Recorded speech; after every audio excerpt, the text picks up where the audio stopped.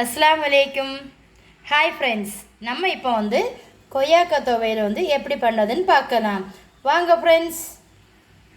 கொய்யாக்காய் கிடச்சிச்சின்னா நீங்கள் ஒரு தடவை செய்து சாப்பிட்டுட்டு எனக்கு கமெண்ட் பண்ணுங்கள். அவ்வளோ டேஸ்ட்டாக இருந்துச்சு. இது மறக்காமல் ஃபுட்டி வித் பினு சேனலை சப்ஸ்கிரைப் பண்ணுங்கள், லைக் பண்ணுங்கள், கமெண்ட் பண்ணுங்கள், ஷேர் பண்ணுங்கள். கொய்யாக்காய் எடுக்கும்போது கொஞ்சம் பழமாக எடுக்க வேண்டாம், கொஞ்சம் மீடியமாக காயாக எடுத்துக்கிடுங்க. அப்போ தான் அது ரொம்ப டேஸ்ட்டாக இருந்துச்சு. வார்த்தையே இல்லை சொல்லதுக்கு. இந்த புளிப்பும் இனிப்பும் துவர்ப்பு ரொம்ப டேஸ்ட்டாக இருந்துச்சு. இந்த கொய்யாக்காயை இதை கட் பண்ணி எடுத்துடலாம். இந்த மூடை கட் பண்ணி எடுத்துடலாம். நல்லா க்ளீன் பண்ணி தான் எடுத்திருக்கேன்.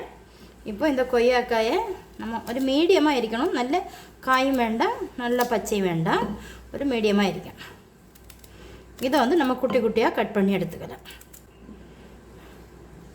கொய்யாக்காய் சும்மா சாப்பிட்டாலே நம்ம உடம்புக்கு ரொம்பவே நல்லது. இப்போ நம்ம எல்லா கொய்யாக்காயும் கட் பண்ணி எடுத்துட்டோம். ஒரு மிக்ஸி ஜார் எடுத்துடுங்க. இப்போ கட் பண்ண கொய்யாக்காய் இதில் போட்டுடலாம். அப்போ அரைச்சி எடுத்துக்கலாம். கொய்யாக்காயை குறப்பாக அரைச்சி எடுத்துட்டேன்.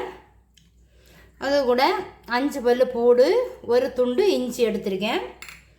சின்ன ஜீரகம் ஒரு 1/4 டீஸ்பூன் எடுத்திருக்கேன். 2 வத்தல் மிளகா எடுத்துட்டு கட் பண்ணி போட்டுக்கிடுங்க. 2 டேபிள் ஸ்பூன் தேங்காய் பூ எடுத்துடுங்க. கொய்யாக்கான்னு சொல்லும்போமே கொஞ்சம் இனிப்பும் புளிப்புமான்ட்டு இருக்கும்.